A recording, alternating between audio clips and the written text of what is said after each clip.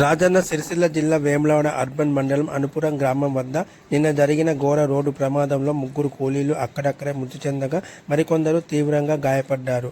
ప్రస్తుతం గాయపడిన బాధితులు సిరిసిల్ల జిల్లా కేంద్రంలోని ప్రభుత్వ ఆసుపత్రిలో చికిత్స పొందుతున్నారు. ఈ నేపథ్యంలో బీజేపీ జిల్లా అధ్యక్షులు రెడ్డిబోయిన గోపి ఈరోజు ప్రభుత్వ ఆసుపత్రి సందర్శించి చికిత్స పొందుతున్న మహారాష్ట్ర కూలీలను ఆయన పరామర్శించారు. వారి ఆరోగ్య పరిస్థితిని అడిగి తెలుసుకున్నారు. గాయపడ్డ కూలీలకు నాణ్యమైన చికిత్స అందించాలని వారు కోరారు.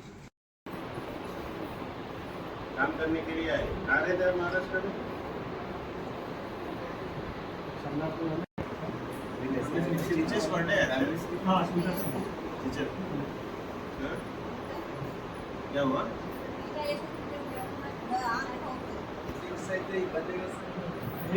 नॉर्मल का कैसा है आपको?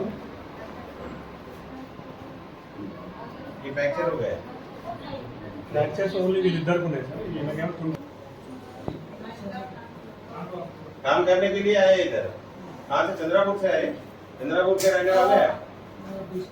पता नहीं, हम कल आए सुबह आए।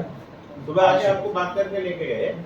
नहीं वो आए नहीं, ठेकेदार कौन है आपको मालूम नहीं? नहीं నిన్నటి రోజున ఎవరైతే జీవనాధారం కోసం మహారాష్ట్ర నుండి కూలీలు మన తెలంగాణ ప్రాంతానికి మన రాజన్న సిరిసిల్ల జిల్లాకు వచ్చిండ్రో మరి అనుకోకుండా ఆర్టీసీ బస్సు ద్వారా వాళ్ళకు యాక్సిడెంట్ రూపంలో యాక్సిడెంట్ జరిగి చాలా దెబ్బలు తగిలినాయి. అందులో కొంతమంది మృత్యువాత కూడా పడినారు. అలా చాలామందికి కాళ్ళు చేతులు విరిగినాయి. ఎవరైనా అందరూ మన వాళ్ళే కనుక పని కోసం జీవనాధారం కోసమే ఇక్కడికి వచ్చిండ్రు కనుక మరి వాళ్ళ పట్ల మనకు సానుభూతి పరం ఉండాలి.